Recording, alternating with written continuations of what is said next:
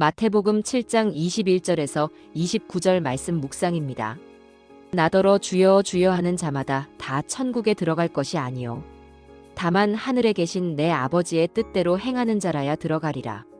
그날에 많은 사람이 나더러 이르되 주여 주여 우리가 주의 이름으로 선지자 노릇하며 주의 이름으로 귀신을 쫓아내며 주의 이름으로 많은 권능을 행하지 아니하였나이까 하리니 그때에 내가 그들에게 밝히 말하되 내가 너희를 도무지 알지 못하니 불법을 행하는 자들아 내게서 떠나가라 하리라. 그러므로 누구든지 나의 이 말을 듣고 행하는 자는 그 집을 반석 위에 지은 지혜로운 사람 같으리니 비가 내리고 창수가 나고 바람이 불어 그 집에 부딪히되 무너지지 아니하나니 이는 주초를 반석 위에 놓은 까닭이요 나의 이 말을 듣고 행하지 아니하는 자는 그 집을 모래 위에 지은 어리석은 사람 같으리니 비가 내리고 창수가 나고 바람이 불어 그 집에 부딪힘에 무너져 그 무너짐이 심하니라. 예수께서 이 말씀을 마치심에 무리들이 그의 가르치심에 놀라니 이는 그 가르치시는 것이 권위 있는 자와 같고 그들의 서기관들과 같지 아니함일러라. 21절 나더러 주여 주여 하는 자마다 다 천국에 들어갈 것이 아니요 다만 하늘에 계신 내 아버지의 뜻대로 행하는 자라야 들어가리라. 주님께서 주신 준엄하신 경고입니다. 그러나 현대 구원 교리에 익숙한 분들은 이것을 준엄한 경고로 들을 수가 없습니다. 왜냐하면 한번 구원은 영원한 구원이라고 배웠기 때문입니다. 설사 죄를 지었다고 해도 미래의 죄까지 다 사함받았으므로 정죄되지 않는다고 배웠습니다. 그렇기 때문에 세속적으로 살아도 구원의 영향을 받지 않는다고 생각합니다. 과연 그럴까요? 그렇지 않습니다. 주님의 경고가 더 이상 경고로 들리지 않는다면 그 사실만으로도 미혹에 빠져 있다는 확실한 증거입니다. 아니면 아예 구원을 받은 적이 없을 수도 있습니다. 우리는 오늘날 논리정연한 구원 교리에 길들여져 있습니다. 그러나 논리적으로 완벽하다고 해서 그것을 진리라고 착각해서는 안 됩니다. 오히려 많은 교리가 인간의 이성은 만족시키지만 실제로는 진리가 아닐 수도 있습니다. 구원은 잃어버릴 수 있는가? 없습니다. 하나님의 절대 주권과 예정 관점에서 보면 한번 구원은 영원한 구원이 맞습니다. 칼빈주의자들이 주장하는 바인데 저도 전적으로 동의합니다. 그러면 우리가 어떤 짓을 해도 구원은 유지되는가? 그렇지 않습니다. 인간의 자유의지 관점에서 보면 배도가 가능하며 구원에서 이탈될 수 있습니다. 이것은 알미니안 주의자들의 주장이고 저도 상당 부분 공감합니다. 지금 저는 교회사 전체에서 충돌해온 칼빈주의와 알미니안주의를 동시에 옹호하는 모순을 말하고 있는 셈입니다. 하나님의 예정과 인간의 자유의지, 이 둘을 완전히 조화시킬 수 있는 사람은 아무도 없습니다.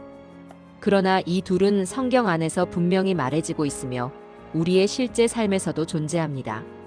그렇다면 우리가 억지로 조화시키려고 하기보다 사실로 인정하고 그대로 믿고 따르는 것이 가장 지혜로운 것입니다. 모순인데 어떻게 따르느냐고 하실 수 있지만 그것은 논리 안에서의 모순이지 실제 삶에서는 전혀 문제되지 않습니다. 오늘날 천재 물리학자들조차 이해하지 못하는 분야가 있습니다. 그것은 바로 양자역학입니다.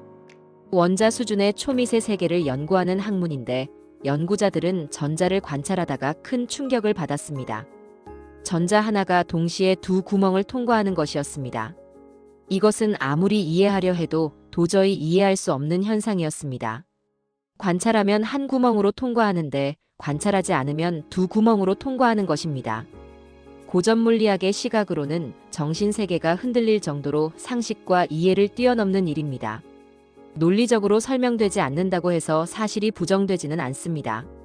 양자역학은 이미 여러 분야에서 응용되고 있습니다.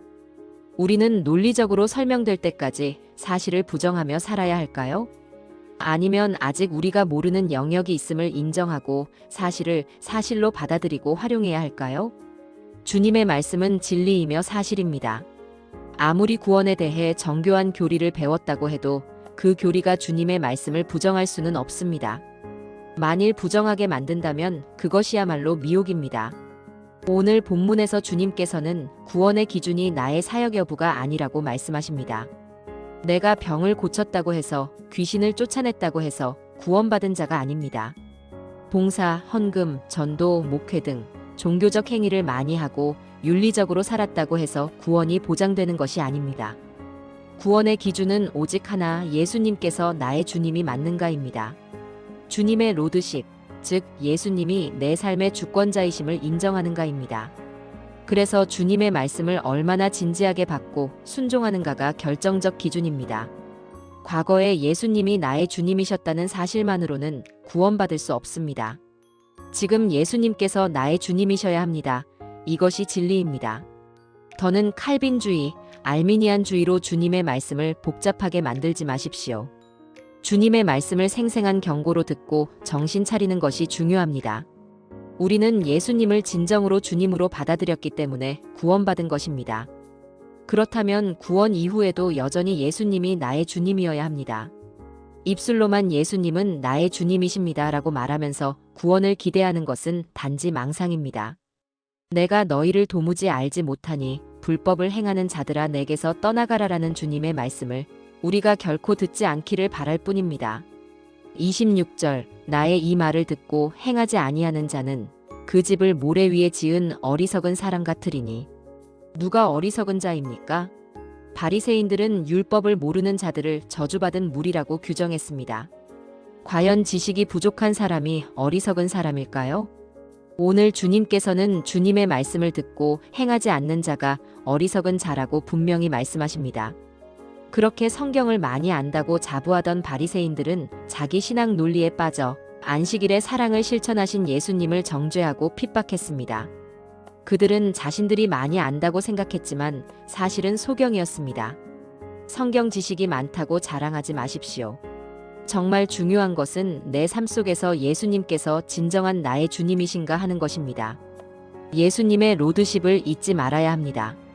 주님을 경외하고 주님께 마땅한 경배와 순종을 드려야 합니다. 주 예수님, 주님께서 저의 주님이십니다. 저를 헛된 교리와 어리석은 생각에서 건져주십시오. 제가 인간의 논리에 미혹되지 않게 해주십시오. 오직 주님을 주님으로 인정하고 주님의 말씀을 따르게 해주십시오. 예수님 이름으로 기도합니다. 아멘.